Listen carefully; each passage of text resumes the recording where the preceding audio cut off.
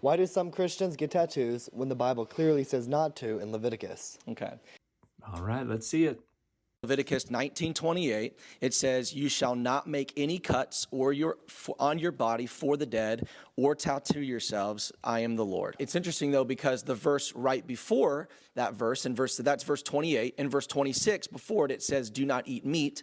So the text absolutely does not say not to eat meat. It says don't eat anything with its blood, which is a restriction that was reaffirmed following the Jerusalem Council in Acts 15 when the apostles sent the letters out to all the Gentiles who were converting. They said you just need to abstain from 4 things: idolatry, fornication, things strangled, and blood.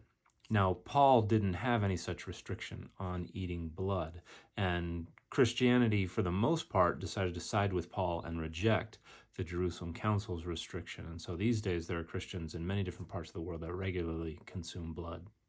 And in verse 27, it says, "Don't trim your hair." So verse 27 doesn't say don't trim your hair. It's prohibiting a tonsure, which is a ritual act of shaving to display fidelity or as an act of mourning. And here it's almost certainly about an act of mourning, and we see this more explicitly in Deuteronomy 14:1 and in a couple of other passages. But it's basically saying don't engage in this ritual act that the nations around you are doing, which involved shaving some part of the side or the front of the head.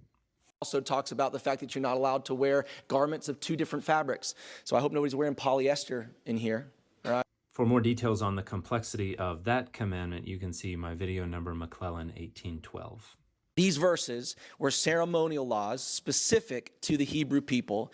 So I want to pause briefly to address this notion that this is a ceremonial law. When Christians say that, they're usually asserting a 2 or a 3-fold division of the legislation of the Hebrew Bible into ceremonial and moral, or ceremonial, civil, and moral. And these are arbitrary divisions that were created within early Christianity as part of an effort to compartmentalize the legislation of the Hebrew Bible so that the things they didn't care about anymore could be dismissed. Oh, that's ceremonial. We don't do that anymore. We're dismissing that. And then the things they wanted to continue to enforce could continue to be relevant. Oh, these are moral. That's still relevant to today. And that compartmentalization is entirely made up. There is no such compartmentalization identified anywhere in the Hebrew Bible or within early Judaism. And we can take ceremonial laws and rationalize them as moral. That was going on within Greco-Roman period Judaism. That was going on within Rabbinic Judaism. It was going on within early Christianity.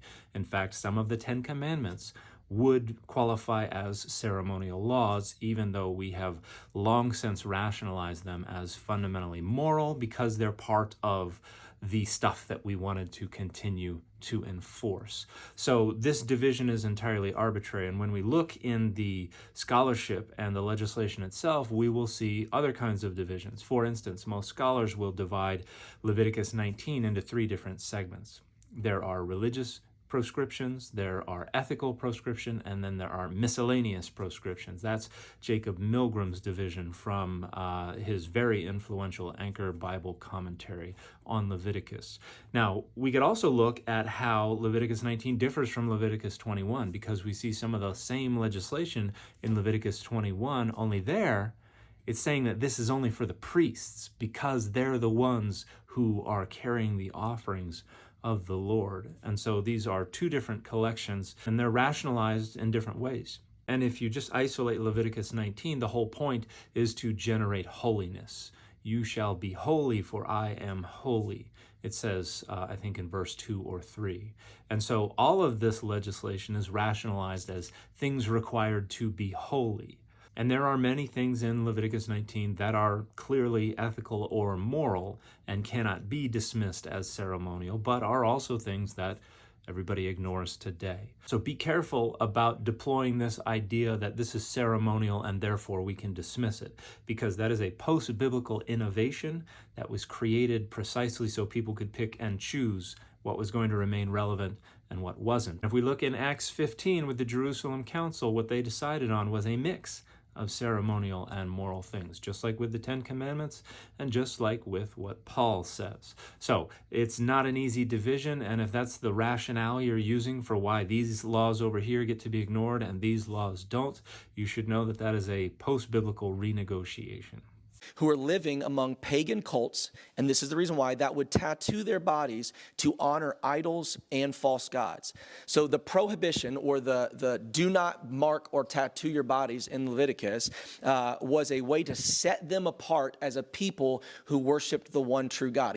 So the prohibition here does seem to be about setting Israel apart from the nations around them as more holy. And when we look in the literature of the Hebrew Bible and the other literature that survives from ancient Southwest Asia, we see two main reasons that tattoos were used. One was to mark enslaved peoples so that they could be publicly identified as enslaved. The other was to mark oneself as a devotee of a given deity, and that's related. The idea is basically I'm publicly marking myself as a slave to this given deity.